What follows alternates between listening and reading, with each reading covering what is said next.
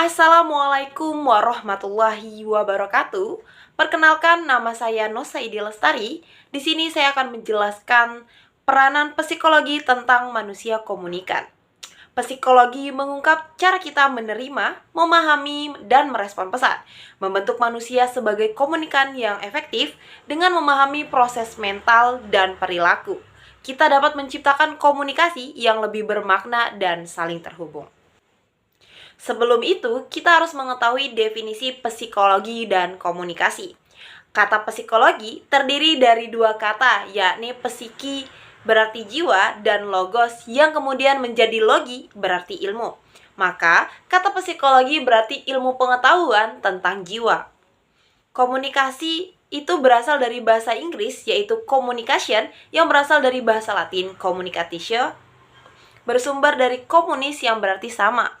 Sama di sini yang dimaksud adalah sama makna. Makna penafsiran dari komunikator dan komunikan.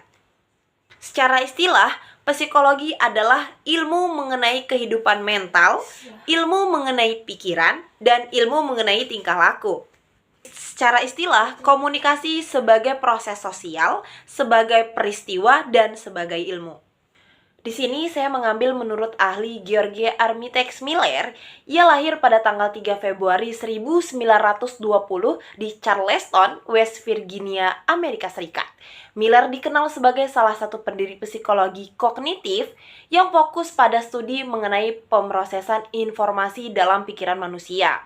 Ia menempuh pendidikan di University of Alabama dan melanjutkan ke Harvard University, di mana ia akhirnya menjadi salah satu profesor psikologi terkemuka.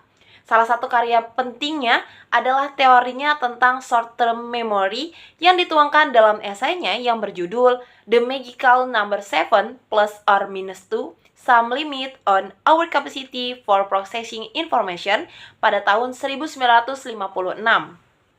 Dalam karyanya ini, ia membahas keterbatasan kapasitas memori jangka pendek manusia yang hanya dapat menampung sekitar 7 unit informasi.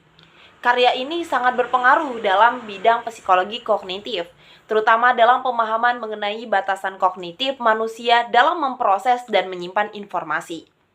Terkait dengan definisinya tersebut, Miller menyebutkan bahwa psikologi komunikasi itu adalah ilmu yang berusaha menguraikan, meramalkan, dan mengendalikan peristiwa mental dan behavioral dalam komunikasi. Definisi ini merujuk pada studi tentang bagaimana sih proses mental seperti persepsi, interpretasi, ingatan, dan pemikiran bahkan perilaku individu dapat dipahami, diprediksi, dan bahkan dimanipulasi dalam konteks komunikasi.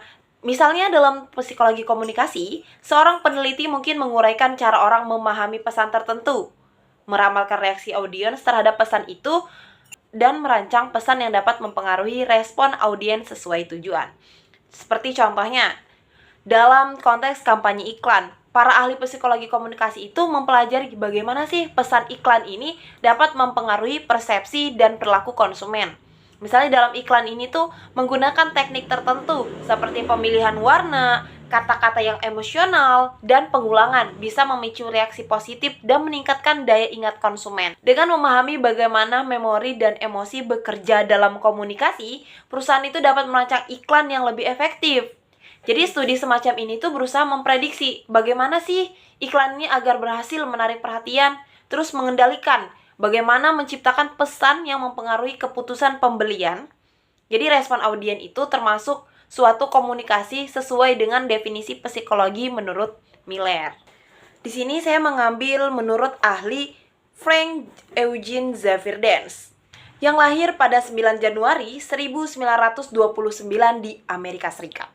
Ia dikenal sebagai seorang ahli komunikasi yang sangat berpengaruh dalam teori komunikasi dan psikologi.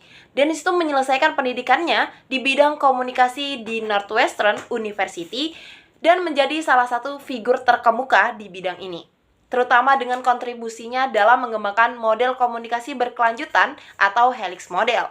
Nah, Dennis memandang komunikasi melalui kerangka psikologi behaviorisme yang berfokus pada bagaimana simbol-simbol atau lambang-lambang verbal dapat memicu respon tertentu dari penerima pesan. Pandangan ini mengarah pada konsep komunikasi sebagai usaha yang dirancang untuk menciptakan respons tertentu pada audiens, khususnya melalui penggunaan bahasa dan simbol-simbol yang mudah dikenali. Dalam model komunikasi Helix-nya, ia menggambarkan proses komunikasi sebagai sesuatu yang tidak statis dan linier, tetapi terus berkembang dan berubah. Seperti bentuk helix yang semakin melebar. Model ini tuh menunjukkan bagaimana komunikasi dan pemahaman individu akan berkembang dari waktu ke waktu seiring dengan pengalaman yang bertambah. Bisa kita ambil contoh dalam sebuah kelas. Seorang guru menggunakan kalimat motivasi seperti "kalian pasti bisa melakukannya".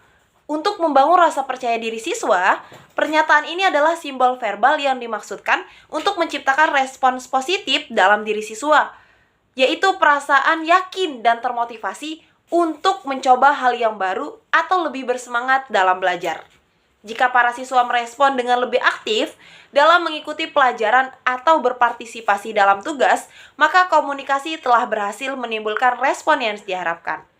Jadi menurut teori ini, dalam psikologi behaviorisme, penggunaan lambang verbal, "kalian pasti bisa", itu berhasil mempengaruhi perilaku siswa dengan menimbulkan respon yang diinginkan, yaitu keberanian dan motivasi dalam belajar.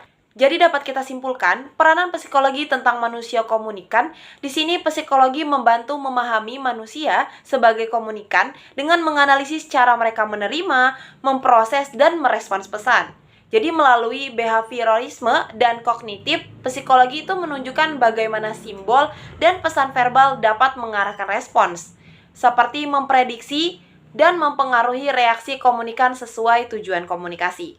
Sebelum saya tutup, saya memiliki kata-kata mutiara, yaitu komunikasi bukan hanya soal kata-kata yang kita ucapkan, tetapi tentang hati yang kita sentuh dan pemahaman yang kita bangun.